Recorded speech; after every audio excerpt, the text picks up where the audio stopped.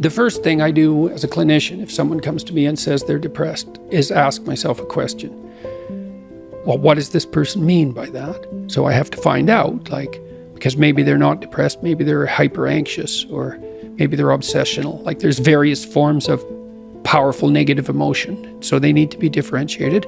But then the next question you have to ask is, well, are you depressed, or do you have a terrible life? Or is it some combination of the two? So if you're depressed, as far as I can tell, you don't have a terrible life. You have friends, you have family, you have an intimate relationship, you have a job or a career. You're about as educated as you should be given your intelligence. Use your time outside of work wisely. You're not beholden to alcohol or other temptations.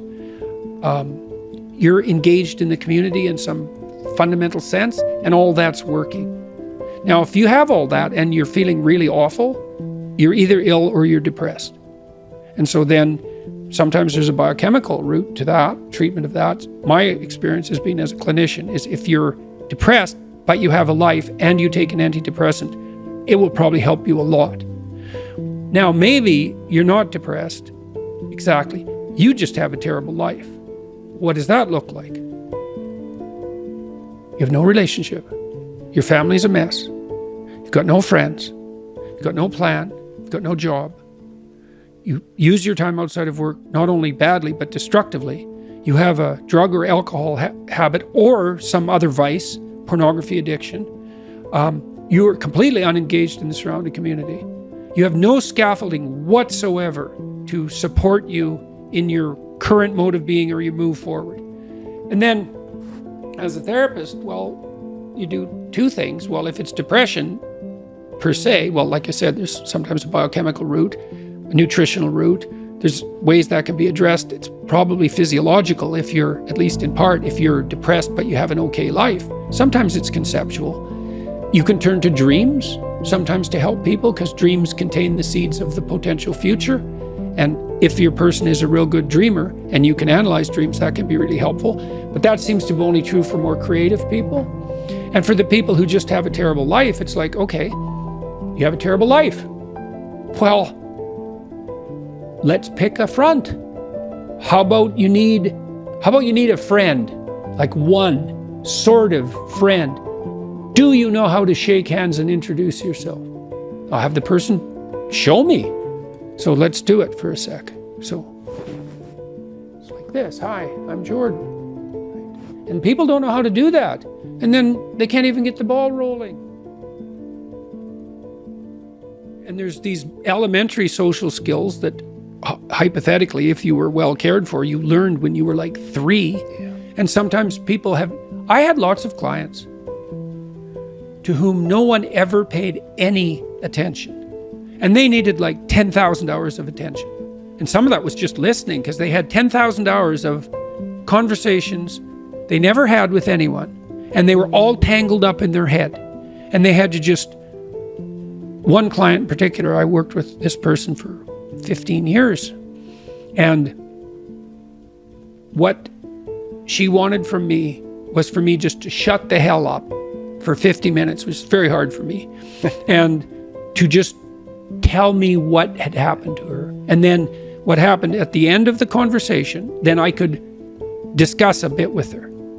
And then as we progressed through the years, the amount of time that we spent in discussion increased in proportion in the sessions, until by the time we stopped seeing each other, when my clinical practice collapsed,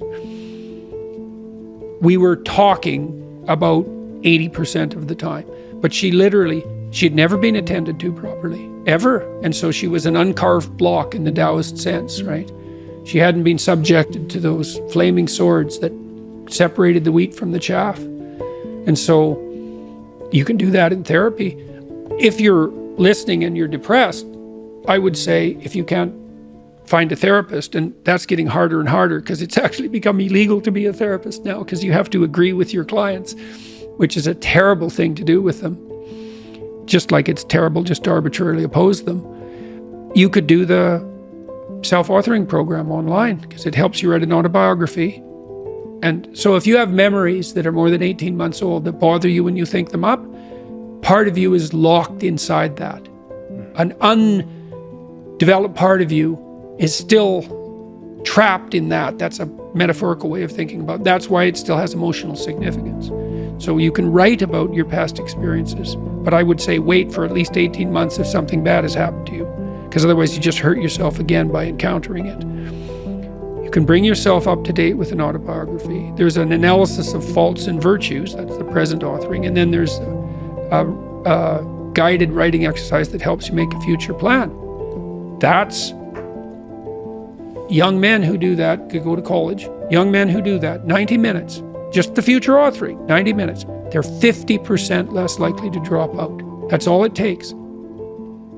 Like I had clients who were so depressed they literally couldn't get out of bed. So what's their first step? It's like, can you sit up once today? No. Can you prop yourself up on your elbows once today? Like you scale back the dragon till you find one that's conquerable, that moves you forward. There's a rubric for life.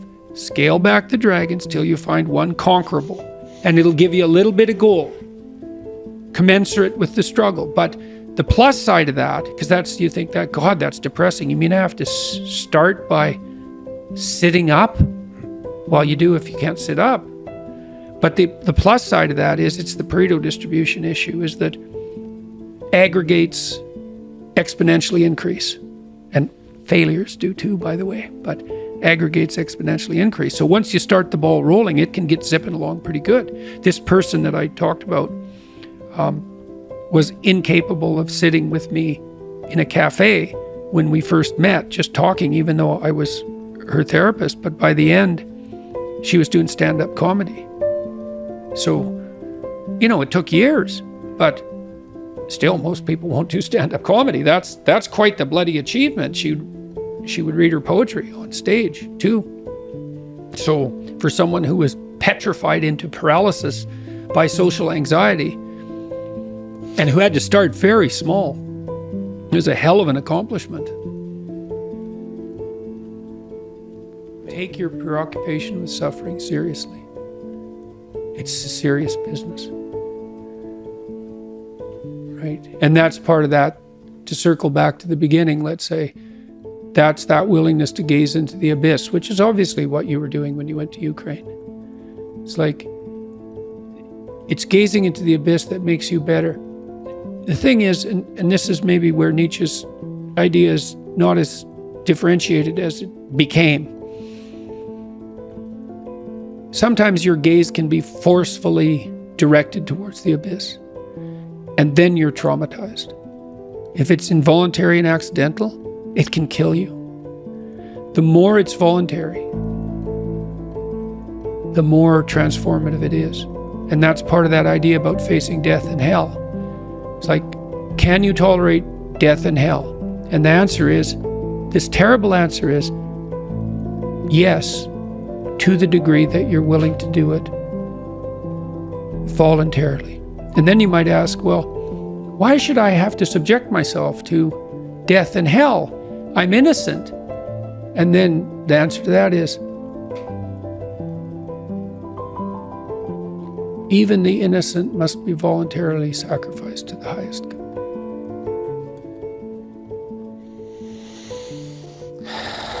That's such an interesting distinction. Voluntary suffering. Voluntary, yeah. Well, that's why the central Christian doctrine is pick up your cross and follow me. And I'm speaking not in religious terms saying that. I'm just speaking as a psychologist. It's like one of the things we've learned in the last 100 years is voluntary exposure to that which freezes and terrifies you in measured proportions is curative.